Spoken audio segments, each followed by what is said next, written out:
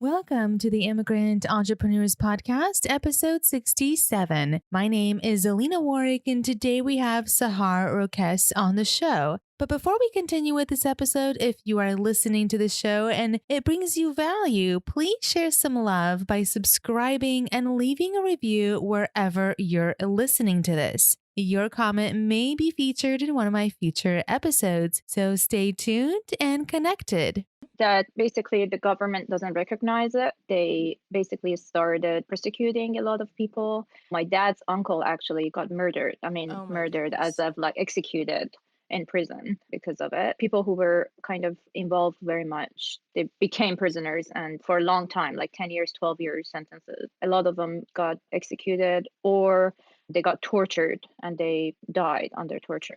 Sahar was born in Iran at a point where not every religion was acceptable by the government. If people were not practicing an acceptable religion, you were banned from government work or school and you were persecuted. One of Sahar's family members was actually executed in prison because of his religious beliefs. The government put extreme pressure to control everyone's religion beliefs. So Sahar's parents were laid off from work and they had no other choice but become entrepreneurs. Even then, when Sahar's mom's business was thriving, the government tried to go in and shut her down. So Sahar's journey to America was definitely a struggle, with the government interfering in her freedom to leave the country. At 25 years old, after fighting to get a passport, she finally was approved. She got into the biotech field, and after working at different biotech companies, she quit to stay home and take care of her kids. She started Spice of Life at 44 years old, where she creates delicious Persian sauces with amazing herbs and spices. But get this, she never wanted to become an entrepreneur and never imagined to own her own company. So her immigrant entrepreneurial journey is definitely one of a kind. So let's dive right in. Right, Sahar, thank you so much for coming on the Immigrant Entrepreneurs podcast. I truly appreciate your time and I'm so excited to hear all about your journey. So, welcome to the show. Thank you. It's an honor. Let's talk about your immigrant journey. Tell us where you're from and when did you come to the United States? I am from Iran. I arrived in the US end of May 2001. Almost 20 years ago. Yes. Got it. And how old were you? I was 25. 25. Okay. So, what Yeah. was it like growing up in Iran? Well, it was complicated. I was born before the Islamic Revolution in 1979. That's when it happened. And I don't remember any of the like riots and, all this stuff that happened during the revolution. But I remember that like few years after that, our lives changed dramatically. My parents were both government employees before the revolution, and 2 years after, about 1981, they both got let go of their jobs because of the religion beliefs that they had. So my mom was a pre-K teacher and she was a third year student at the university, and my dad was a public health employee. And I remember that we sold our house, we sold our car, just to get by. And my parents actually started their own journey of entrepreneurship, basically. Wow. So, they were kind of like forced into entrepreneurship. Yes, yes. It was kind of Wow. a forced curse or Yeah. maybe a luck or a good thing.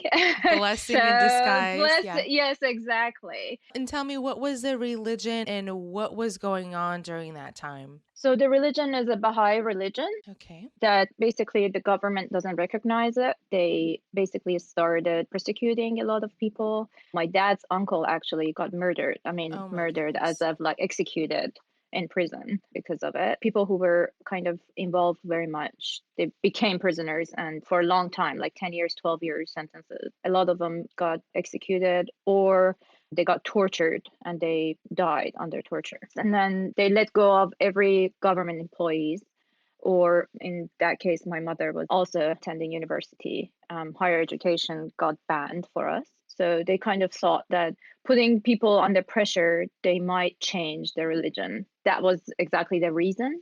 So they thought, okay, this is not a good religion and we don't want these people around. Either they change to Islam or we're going to pressure them. That was the whole point of it. It's still going on, not as bad because United Nations kind of stepped in, but still a lot of like persecution is still going on.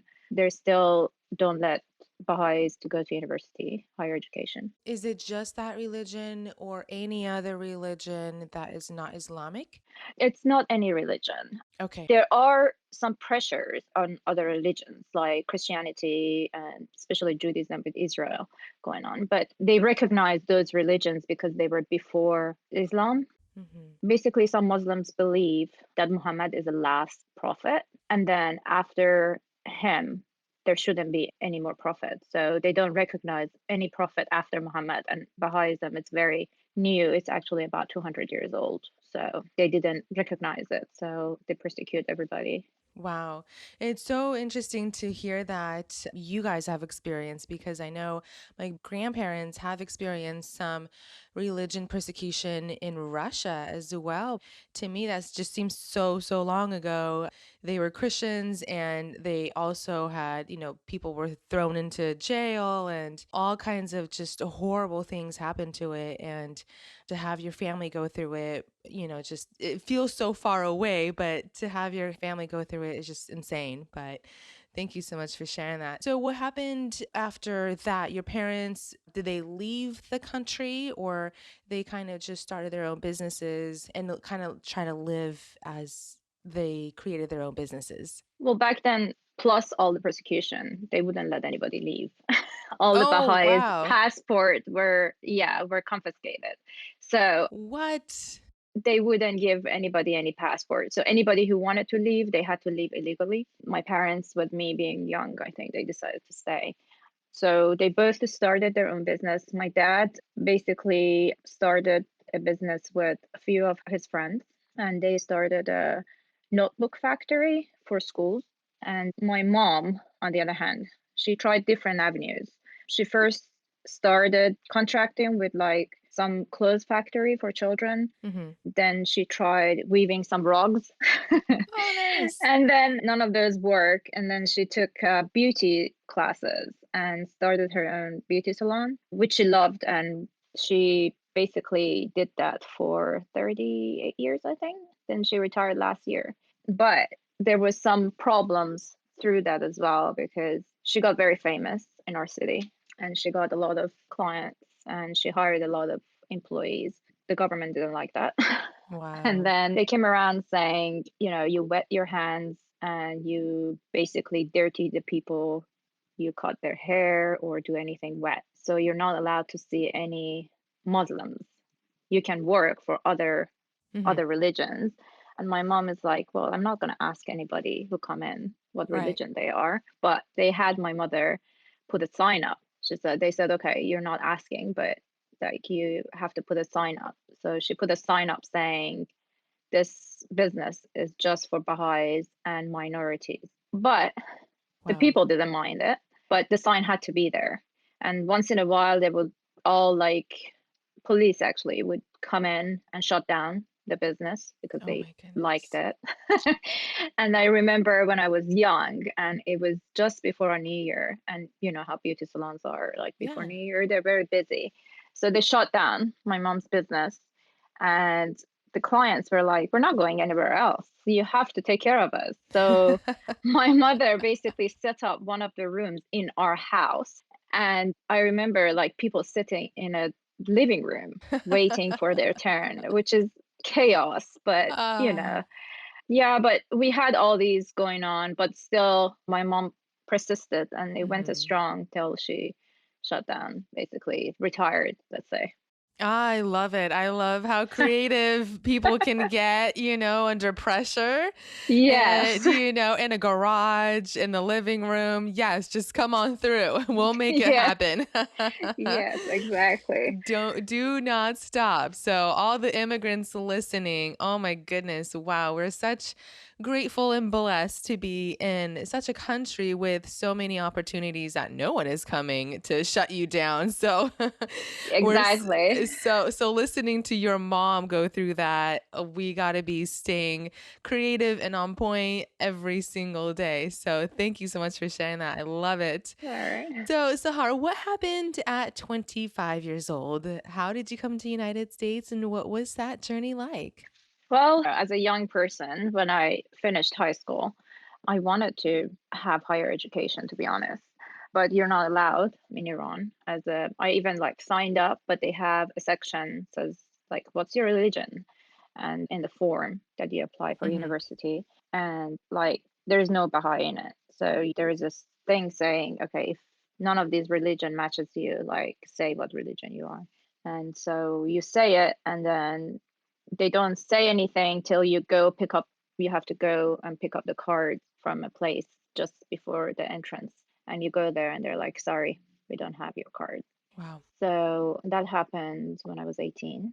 And after that, I really wanted to leave, but there was no passport. They don't give you really passport. And a few of my friends were living illegally through Turkey. So I pressured my mother and my dad You got to, creative. yes, Here how we about go. I go with them. But my mom said, nope, you're young. I don't know any of the people who, like, they knew the people who were going, but the people who Yeah. are handling those people.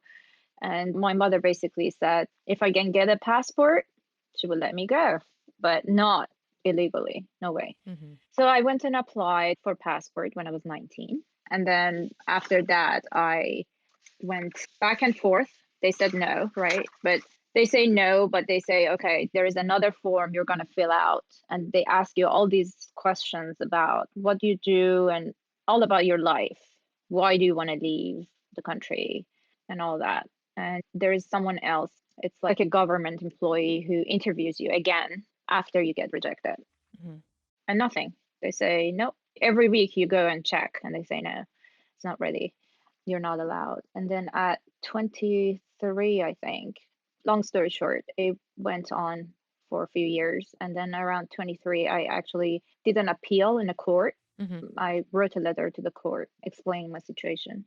And after that, I think it took about a few months. Then I received my passport after about 5 years. Yeah. 5 years later. Oh my goodness. Yes, 5 years later. So back then, my aunts, they left illegally when I was 14. So they were here in America, Oh, in okay. DC. One of them actually sponsored me. And I went through a religion refugee through this company called Highest, which was built during World War II to place all the refugees from Germany. But it's still going on and helps all the minorities around the world Hmm. to get to freedom, basically. So I went through that. Their headquarters, I think, is in New York.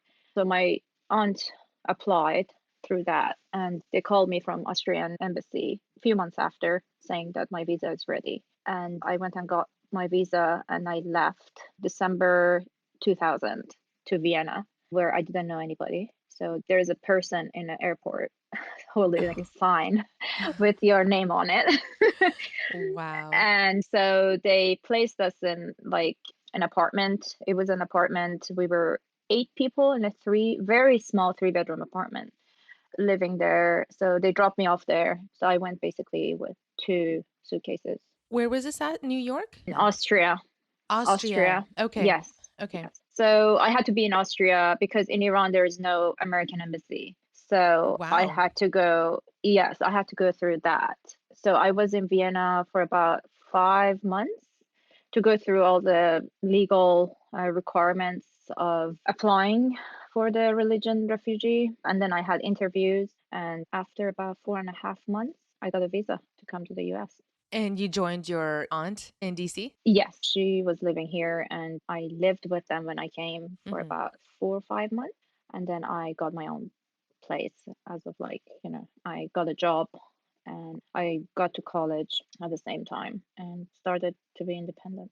Wow. Okay, so what was the plan? You wanted to come to America and do what? To just get a couple of jobs and get your life situated or go to school? What did you envision? I envisioned actually going to school and getting my degree Okay. and working, yeah, working the job I like, to be honest. Mhm. So that was my American dream. Being free, to be honest. It's like not have to be dealing with all the stuff that everybody deals with in Iran.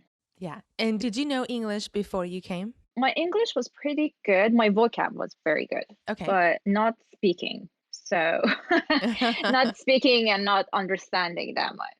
So, language was one of my hard part to get used to, like language barrier. So, I worked in retail and stock in the Mhm. beginning, Mhm. and then I worked on a floor. After a few months, I got promoted to be on the floor, but I had nightmares about answering phones. I was okay face to face, but answering phones, I couldn't understand anybody. So it was really bad. It was like every time the phone rang, my heart rate would go up because I'm like, I don't understand anybody. So I would get somebody that is close by. Can you answer the phone? And And then just yeah, run. yes, exactly. Run away from it. Yeah. Got it. Okay, so Sahar, tell me a little bit about the struggles that you had to go through when you first came at 25 years old to DC. So I'm hearing a little bit of English barrier. Do you have any other struggles that you went through? Yeah, basically feeling lonely, not having my family, like my close family and my friends. That was very hard. Back then, there was no Skype or anything, so you would Hmm. talk to your parents through phone, and that was expensive. So you would do it very quickly, like maybe 15 minutes once a week. Yeah. That was hard. What I did, I basically buried myself into busy life of working full time and attending college full time. So I had no time to think about, Distractions. yes, distractions. Yeah, busyness was my basically a way to go. Okay, so where did you attend college and what did you study? Well, I first I had to go through Montgomery College, which is a county college, just to get my English a little bit better to start taking classes that I wanted. Then I went to University of Maryland and did cell biology and molecular genetics. Mhm. That took about 5 years because I did 1 year of kind of getting used to and doing all the requirements that I needed. Got it. So you studied cell biology. Yes, Okay. yes. So it's going to be really interesting to hear how Spice of Life came to be. So let's hear about the journey. What did you do after college and how did you open up Spice of Life? After I graduated college, to be honest, because my mom was an entrepreneur, my dad was an entrepreneur, and I saw the struggles they went through, I Hmm. never wanted to be an entrepreneur. No way. No, I didn't. It's just like I told you the struggles that my mother went through. It was Right. like on my face all the time. So I was like, nope, I'm going to work for a company till I retire and just go to work, do my work, and come back home. No work at home, no thinking about work. Mhm. So that was my thing. I'm going to take care of my family. That was like because my mother was very busy, both of them. They were very busy. So we kind of like, that's why I like cooking because I cooked a lot at home. It was kind of like, not having family all the time when there was holidays and all that. It was Mhm. kind of like I wanted what I didn't have to provide for my children and husband. Mhm. So I started working for a biotech company after I graduated for a few years. Then I got married, and basically our situation was like I wanted to stay at home for 2 years after having children. Mhm. That was actually set before getting married. I knew I was Aw, gonna do that. I love it. So, so I quit when I had my first one. So I stayed at home, ended up staying at home 5 years because we had a second one after 2.5 years. And I stayed at home for about 5 years. And I went back when my second one could go to nursery. So I went back for 9 months, I think. To be honest, it wasn't working out. It's like children, my husband was working like overtime all the time because he was a director. And it was just too much that I went back to the same work. And I knew, the manager was the same manager I had. And he was very nice to me. He offered me to take either 5 days, 8 hours, or 4 days, 10 hours. And I was like, I'll take a 4 day, 10 hours because, it's like I have one day off that I can do stuff. Yeah. But it ended up being 4 day, each day about 12 hours. I would go to work around 6:30 in the morning. I wouldn't get home till like 7 at night. So from being a stay-at-home mom, my husband started being a stay kind of a stay, like taking care of everything. And it just didn't work out for our family, to be honest. So I quit. I quit and I was kind of lost, to be honest. It was like I was very overwhelmed and depressed about all the situation was going on. And I always liked cooking. Cooking is kind of lab work for me, to be honest. Aw, that's awesome. It is kind of a lab work because you have to measure and you have to like make sure everything is like right and everything goes well together. Mhm. So I like doing that, but I was overwhelmed. I was depressed. I was lost in the middle of all that. And I hired a life coach. That was actually my husband's suggestion, which ended up actually working out pretty well. So I worked with a life coach to kind of find my interest and like what I really like to do, and ended up basically cooking was the thing I really like to do. And I have time for myself and for the children, so I started a blog right after, like about a few months after I quit the job. I started a cooking blog. And from there, kind of thought about what I can do more than just a blog that would help also people, because really interested in nutrition and Mhm. health perspective, because I worked in a health kind of perspective. Where I Mhm. worked, we did work to provide research materials and stuff for drug companies for Alzheimer, cancer, and cardiovascular disease. I was like, prevention also was part of my passion, kind of Yeah. prevention of all the diseases. So I started reading a lot of books about nutrition and, brain health and gut health. And I read a lot of research about them. And I felt like, maybe I can help to promote that with starting a company. Like the mission is for health, and the Mhm. mission is everything is natural. There's no processed food. And being Persian, it's kind of like, okay, this is what I'm really good at and I love. And also, when I had children, it was so hard to cook, especially little children, like Yeah. from scratch. It Yeah. takes a long time. And that was actually one of the things that, like, the light bulb kind of like Came on. sparks. Yeah. Yes, it came on that it's kind of, oh, probably all the moms have the same problem. It's Yes. like there is no time to cook. And most of Persian food, it takes a long time. It has to Mhm. simmer. Just preparing and cooking, everything takes all day to cook one meal.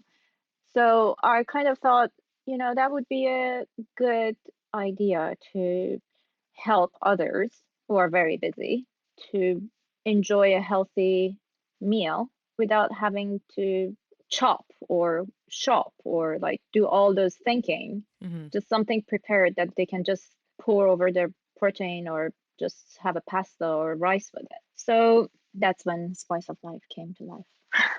Wow. Oh my goodness. Amazing stories. Okay, so I gotta ask, Sahar, how long were you working for corporate until you decided to quit? Let's say 2007 to 2011. So that was 4 years. And I Okay. went back again for another 9 months. Okay. So 4 years and then you took a 5-year break and then you went back for a couple more months. Yes, Got it. And how old were you when you started Spice of Life? 44. I'm 45 now, so it's been since September. It hasn't been a Okay. year yet. Yes. Congratulations. Thank you. Almost a year, a couple more months, and we're right around the Yes, corner. Wow, I love yes. it.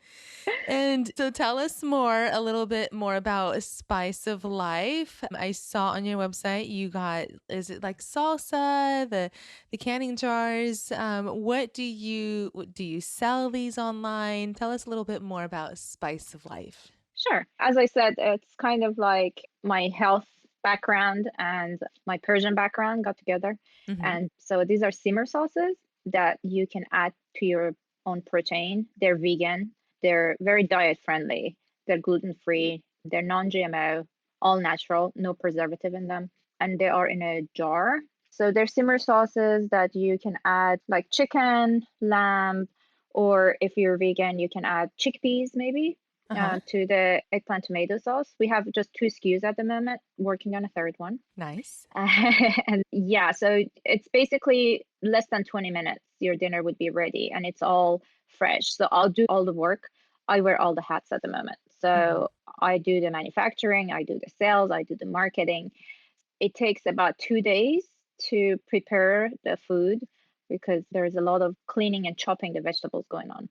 So you add those to your protein and then dinner is ready. I love it. I love the eggplant tomato one. I'm looking through the ingredients and there's saffron in there. I know saffron is really expensive and it's super healthy. So I'm so excited to try that. Yes. Okay, so you went to the life coach and they kind of figured out what you were best at and what you enjoyed doing.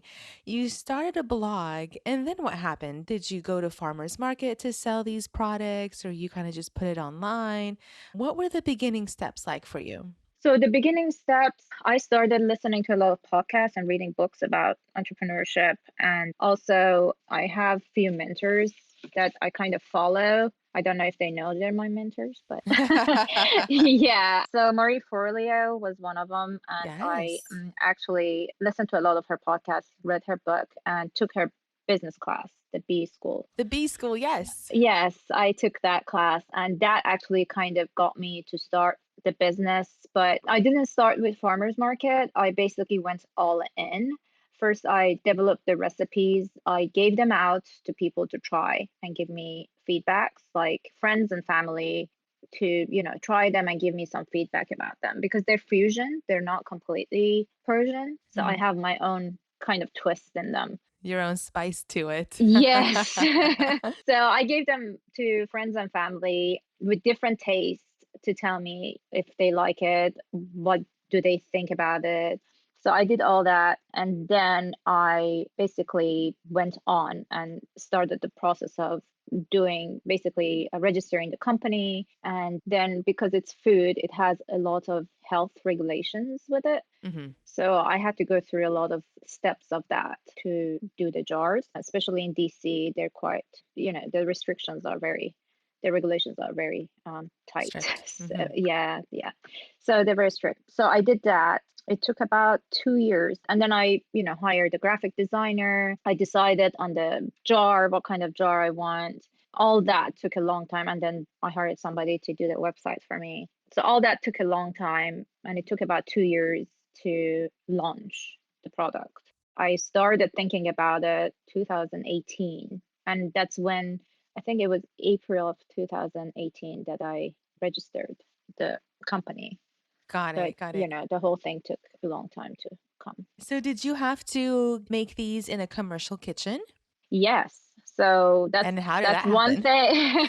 That's the one thing that is like you can produce jars that are shelf stable or any kind of food around this area in your kitchen. Mhm. You have to use a commercial kitchen. And looking into commercial kitchens, they're very expensive if Yeah. you're starting to, start in your own kitchen. So I heard, asking around, I heard about kitchen accelerators who help all the startups to kind of have a shared kitchen and use the kitchen space, and they charge you less because it's a shared kitchen.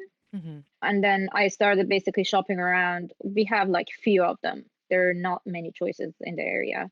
That's like I ended up in one of them, and I started paying, the minimum, which is like I use it 6 times a month, and I pay like a fixed fee for that, Mhm. which is not too bad, to be Mhm. honest, compared to if you want to get your own kitchen. When you started your website, did you start seeing orders right away, or what was the marketing like for you?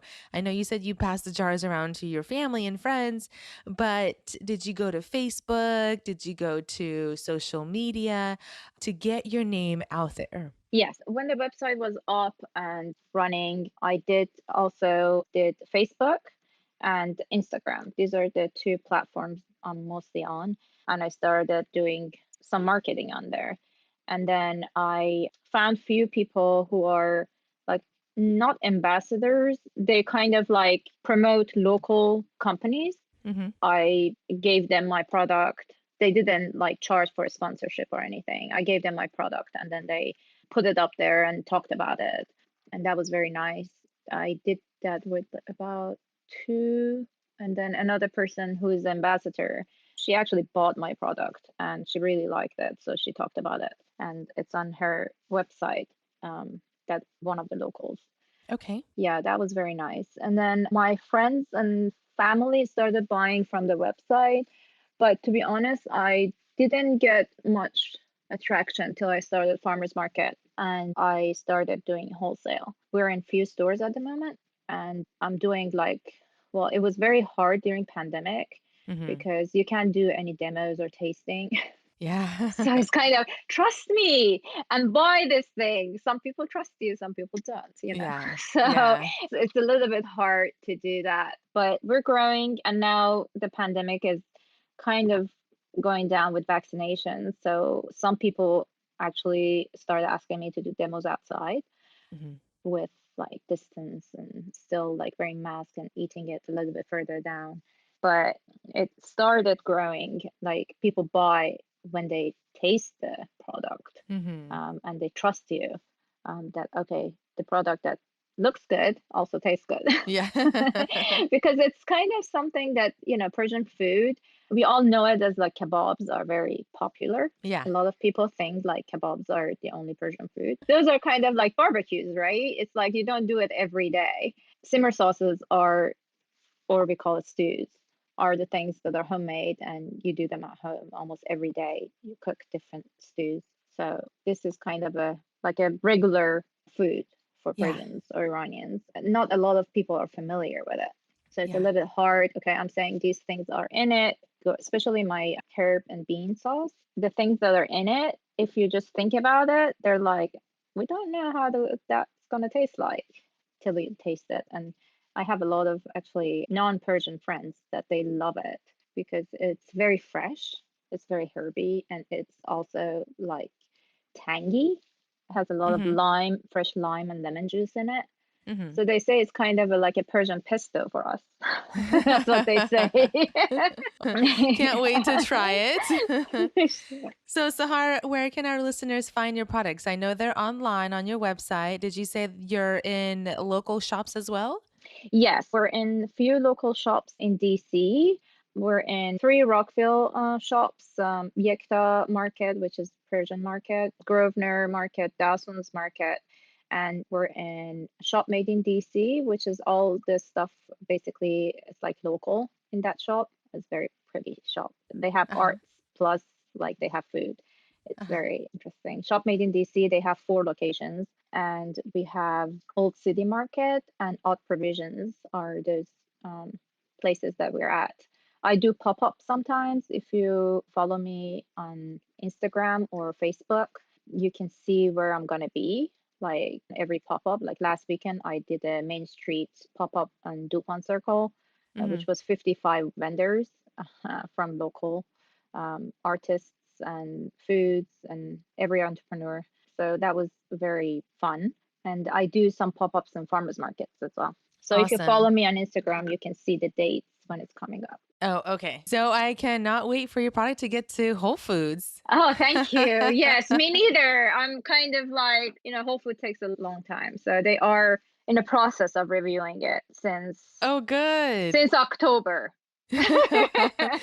Good. Stay strong, Yes. Sahar. You'll get there. Yes. Hopefully, yes. Yeah. So, did you have to raise any capital to start your business? I know you quit your Yes. corporate. Did Yes. you have some savings on the side? Did you know you were going to start a business, or you quit and you had no idea what the plan was going to be? I quit and I had no idea what the plan is going to be, to be honest. Wow. Did you have any savings to launch your website, your business, your products? To be honest, no. And I didn't get any investments. I basically went as it like went and it, you know, I went on it like as we go. Oh, So got it. I opened the credit card, to be honest. Uh-huh. I still have a lot of balance on it. So that's one way. And another way was like some saving that we had. So hopefully I can pay it back. my children's college saving. So it's kind of like I took it from there and started. Yes. So I know you mentioned that you had a life coach and then you had a couple of mentors. Where did you find these mentors? Do you think they were beneficial to launch your business? Yes, to be honest, I started listening or reading her first book, which was about, I think, 15 years ago or 12 years ago, something like that. It was a long time ago. I Okay. read her book and I was receiving her emails also. She has this thing saying that you are the only one that has a gift, like Hmm. the only gift, everybody has their own gift and you're the Hmm. only one in the world that has that gift. So it's very interesting the way she says it. I don't remember it exactly, but Yeah. it's kind of like all the stuff that she like sends out, the podcast, and seeing all those entrepreneurs on her podcast and reading all the books, it kind of like got me that I can do it too. But it is pretty hard, but I think if you're persistent and you believe in yourself, you can do it. And I found the other mentor I have, Ali Ball.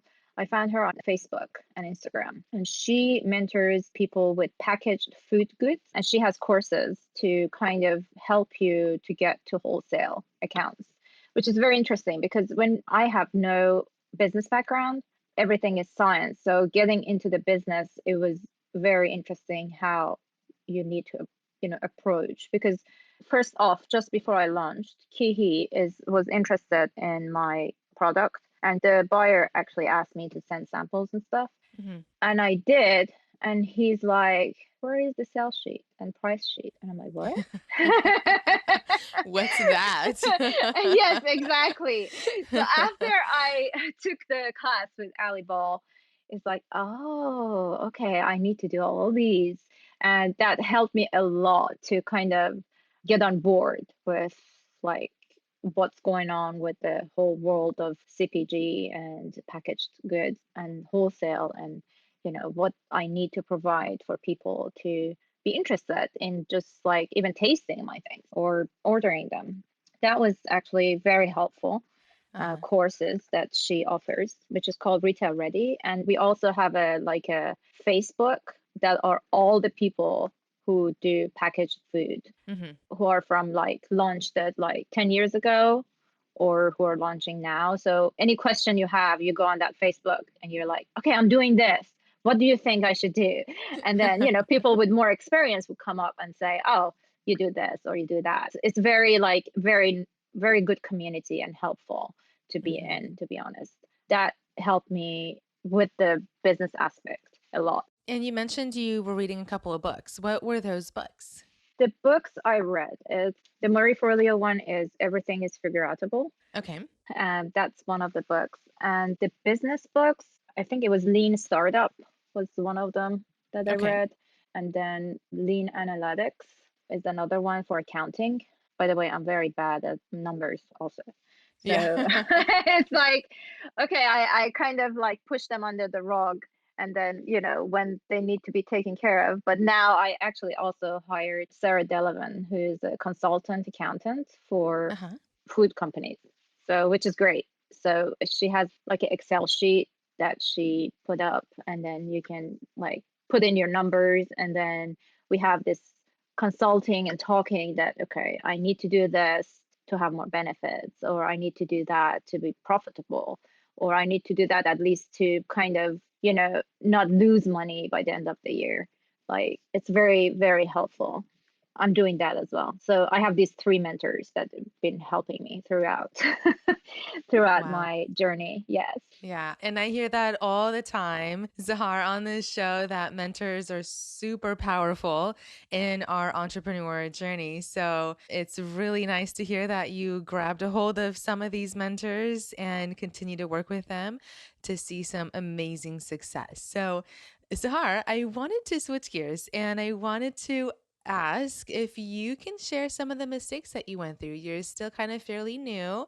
What are some of the mistakes that you learned in the beginning stages that you can share for our listeners who do have a product line business or who are thinking of starting one? Well, let's say I think one of the thing is like you don't have to be perfect. Like nothing would be perfect for you to start.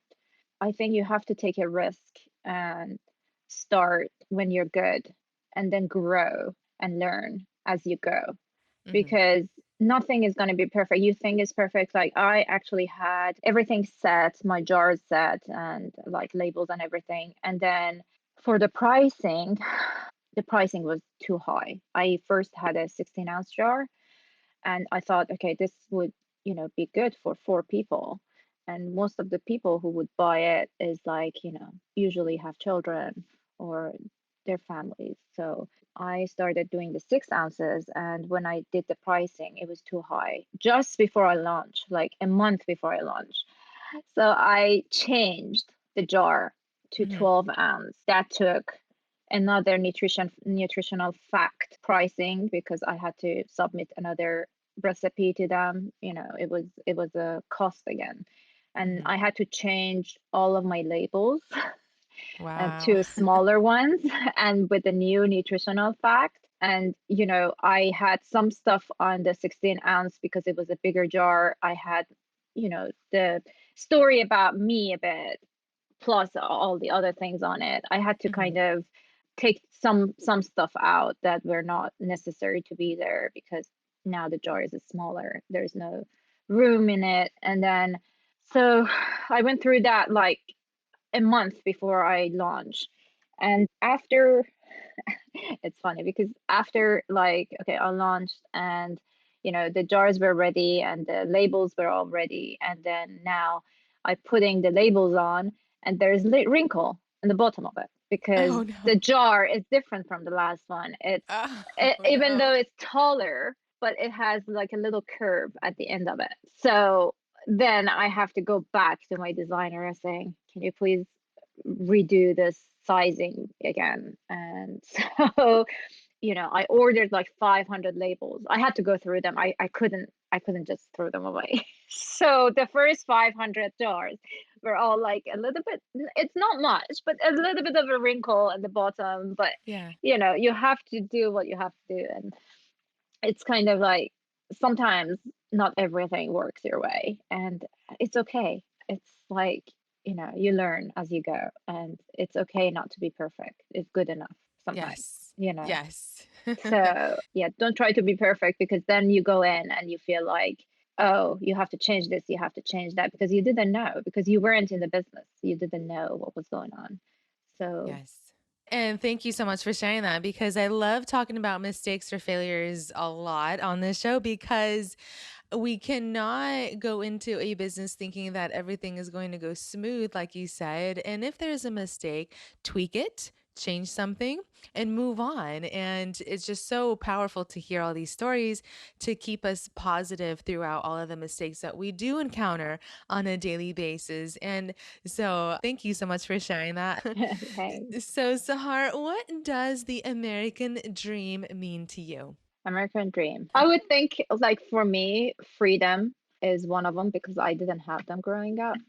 I was also persecuted in school with my teachers and everything once in a while. It's like seeing that you can be whoever you are in America. People might judge you, but they won't persecute you for that. So, freedom is one of the things. And I believe in America, you can do anything if you put your mind in it. I came with no money, nothing. I went to school, I support myself totally. Like I worked 40-hour week, 35, 40-hour week, and I took classes full time. And, I studied at night when I got home, but I still did it. I still finished it. And now look at me. I'm doing, I started a company all by myself with credit card money, basically. And Yeah. I'm trying to build that passion and build the company. And I didn't have any business background. It's just I thought I wanted to do it and I really like saw my passion in it and I went for it. And I'm learning. I read a lot of books. I listen to a lot of podcasts. I get a lot of help, but that's what American Dream is all about. There are a lot of people you can get help from. So Hmm. that's what I think. I think America is like full of opportunities, and we just have to decide what we want to do. Hmm. Awesome. And freedom is really, really big Yes. to a lot of immigrants. So thank you for pointing that out because I feel growing up here in America, although I came here when I was 4 years old, but freedom is so big because we live in this country with full of opportunities. And like you said, you might get judged, which is okay. We get judged by our family and friends every day. So Of course. getting the judgment is brush it off and go forward. But, Yes. where other countries are being persecuted, racism, people are being, just communism, people have gone through so many different challenges that America does not see on a daily basis. So immigrants are doing amazing work out there. And so, Sahar, what are some things you would advise the next aspiring immigrant that wants to start their own business? And I know you mentioned a couple of things already, mentors and reading books, but is there anything else that you would like to add to the immigrant that's listening to you right now that wants to start their business? Sure. Being flexible and perseverance. Those are the other two because you come across a lot of rejection as an entrepreneur. A lot of people might tell you, this is not a good idea. What are you doing? What are you thinking about? Like, you should, are you serious? You want to start something like this? Like, you might get a lot of rejection, you might get a lot of negativity. But if you think, like, if your gut tells you, that this is the right thing or you have a good intuition about it, then go for it. Don't listen to people and be flexible and persistent. Then you get results. Yes. I love it. Wow, amazing. Thank you. Thank you so much for sharing that. And thank you so much for coming onto the Immigrant Entrepreneurs podcast. You are just showing proof that anyone can be self taught and just learn everything it is as they go with creating a business. So, Sahar, thank you so much for coming on the show. And I truly appreciate your time. And I'm honored to share your story. Thank you for having me. Alrighty, guys, thank you so much for tuning in. If there are any links that were mentioned in this episode, make sure to check them out on my website under this episode to find all the links conveniently located in the show notes. I just wanted to ask for a quick favor if you could please leave a review wherever you're at listening to this podcast. Also, if you're an immigrant entrepreneur and would love to be on my podcast, please email me and we'll get connected. I'll see you guys all next time for another exciting and impactful episode. Take care.